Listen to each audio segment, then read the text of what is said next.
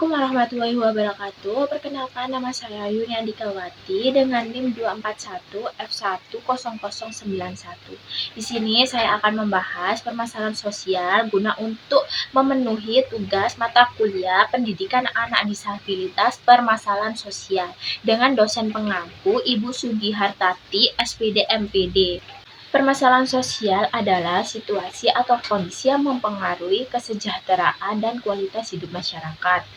Permasalahan sosial dapat disebabkan oleh beberapa faktor. Salah satunya adalah pengangguran dan kesulitan untuk mencari pekerjaan.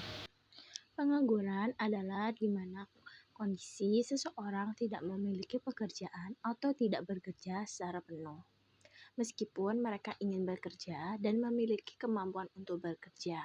Pengangguran disebabkan oleh beberapa faktor, seperti kurangnya lapangan pekerjaan, ketidakcocokan antara keterampilan dan kebutuhan pekerjaan, perubahan ekonomi atau industri, krisis ekonomi, dan faktor pribadi seperti kesehatan ataupun pendidikan. Pengangguran juga dapat memiliki dampak negatif bagi individu, masyarakat, dan ekonomi, seperti kehilangan pendapatan dan stabilitas keuangan, penurunan harga diri dan kepercayaan diri, pengurangan konsumsi dan investasi, peningkatan kemiskinan, dan kesenjangan sosial.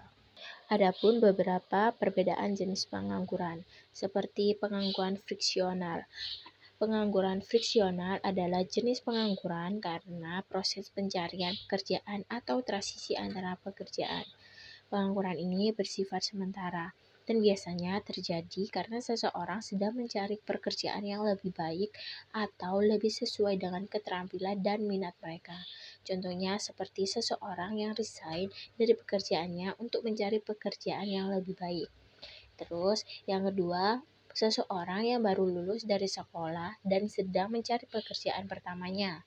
Yang ketiga adalah seseorang yang pindah ke kota baru dan sedang mencari pekerjaan di tempat baru. Dan yang keempat, seseorang yang sedang mencari pekerjaan yang lebih sesuai dengan keterampilan dan minat mereka. Pengangguran friksional juga memiliki beberapa faktor seperti perubahan karir, peningkatan keterampilan, pencarian pekerjaan yang lebih baik, dan transisi pekerjaan. Dan yang kedua adalah pengangguran struktural. Pengangguran struktural merupakan jenis pengangguran yang terjadi karena perubahan struktur ekonomi atau industri, sehingga menyebabkan ketidakcocokan antara keterampilan dan kebutuhan pekerjaan. Contohnya, pekerja pabrik yang kehilangan pekerjaan karena otomatisasi produksi. Yang kedua, pekerja tambang yang kehilangan pekerjaan karena penurunan harga komoditas. Yang ketiga, pekerja industri tekstil yang kehilangan pekerjaan karena persaingan dari produk impor. Dan yang keempat adalah pekerja yang tidak memiliki keterampilan yang sesuai dengan kebutuhan pekerjaan di era digital. Dan ada beberapa faktornya, seperti perubahan teknologi, perubahan industri, globalisasi, perubahan kebijakan ekonomi. Pengangguran struktural dapat memiliki dampak yang lebih serius daripada pengangguran friksional karena memerlukan perubahan keterampilan dan adaptasi terhadap perubahan struktur ekonomi. Oleh karena itu, pengangguran struktural memerlukan solusi yang lebih komprehensif seperti pelatihan dan pendidikan untuk meningkatkan keterampilan dan kemampuan bekerja. Dan yang ketiga adalah pengangguran siklis. Pengangguran siklis adalah jenis pengangguran yang terjadi karena fluktuasi ekonomi, yaitu perubahan dalam aktivitas ekonomi yang menyebabkan penurunan permintaan tenaga kerja. Pengangguran siklis biasanya terjadi selama periode resesi atau krisis ekonomi, ketika perusahaan mengurangi produksi dan memecat pekerja untuk mengurangi biaya. Pengangguran siklis dapat disebabkan oleh beberapa faktor, seperti penurunan permintaan produk atau jasa, penurunan investasi, dan krisis keuangan. Contoh pengangguran siklis adalah pekerja konstruksi yang kehilangan pekerjaan karena penurunan proyek pembangunan selama resesi. Pekerja di sektor manufaktur yang kehilangan pekerjaan karena penurunan permintaan produk. Dan yang terakhir, pekerja di sektor jasa yang kehilangan pekerjaan karena penurunan konsumsi masyarakat.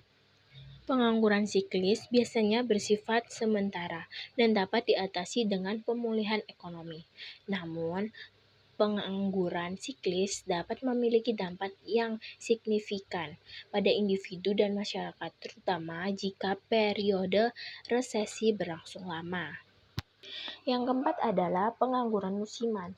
Pengangguran musiman adalah jenis pengangguran yang terjadi karena perubahan musim atau kebutuhan pekerjaan yang bersifat musiman. Pengangguran musiman biasanya terjadi pada sektor-sektor yang terkait dengan musim tertentu, seperti petani, pariwisata, atau konstruksi.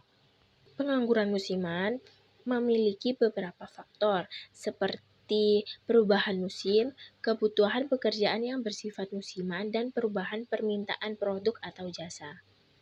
Pengangguran musiman biasanya bersifat sementara dan dapat diatasi dengan mencari pekerjaan lain selama musim off-peak atau dengan mengembangkan keterampilan yang dapat digunakan dalam berbagai musim.